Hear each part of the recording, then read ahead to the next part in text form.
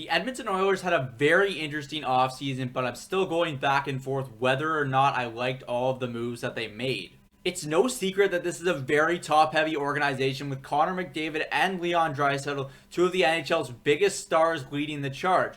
And it seems that Ken Holland, the GM of the Edmonton Oilers, went into this offseason with one thing in mind, and that was securing some depth for the Oilers up front. I think from an offensive depth standpoint, the Oilers have had a very good offseason. They signed recently bought out center Kyle Turris from the Nashville Predators, and I think that's going to be a very good fit at the third line center position for Edmonton. For the most part, Turris has been a .5 points per game player throughout his NHL career, and I think he'll slot in nicely here in Edmonton at the third line center position. There is no doubt that when a player is bought out, they have that little extra bit of motivation, and I think Kyle Turris will be a very good fit for the Edmonton Oilers and someone that can contribute on that second power play unit. They also brought back Tyler Ennis, who proved worthwhile as a depth addition from last year's trade deadline. I think Ennis can go up and down the lineup and contribute and bring that much needed offensive depth that the Oilers have been lacking. Now, we all know about the conflict between Jesse Puljujärvi and the Edmonton Oilers, but it appears Ken Holland managed to mend that relationship and brought Puljujärvi back to the Oilers on a 2-year deal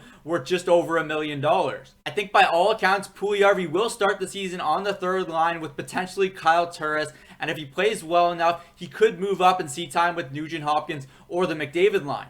I think a lot of what the Edmonton Oilers accomplish next year will hinge on whether or not they found offensive depth during this offseason. Puljujärvi, Ennis, and Turris are a nice start, and I'm not sure they're necessarily done just yet. I think we've seen some growing pains from young winger Kailer Yamamoto, but the future is very bright for him, and I expect him to contribute at a very high level for the Oilers next season. Shifting to the back end, this is where things get a little more complicated because star defenseman Oscar Klefbom is expected to miss the entirety of next season after having major shoulder surgery. So what did the Edmonton Oilers do? They went out and signed free agent defenseman Tyson Barrie to a 1-year prove-it contract, and I think this is a home run from Ken Holland. Now, despite the absence of Klefbom for next season, I think there are some promising pieces in Edmonton, including Ethan Bear, Caleb Jones, and Darnell Nurse, and that has the makings for a nice top four for Edmonton with the shot-suppressing defenseman in Chris Russell anchoring that bottom pair. I think there's some real offensive upside in some of these young defensemen for the Oilers, but I'm not sure they're going to be unleashed because we know how tight of a system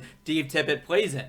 Now, the biggest issue for me with the Edmonton Oilers offseason was that they didn't find a tangible upgrade in net. They're sticking with the tandem of Mike Smith and Mikko Koskinen. We know that they were interested in Jacob Markstrom once he hit the open market, but he ultimately chose to sign in Calgary instead, and I think the Oilers will feel the repercussions of that for years to come.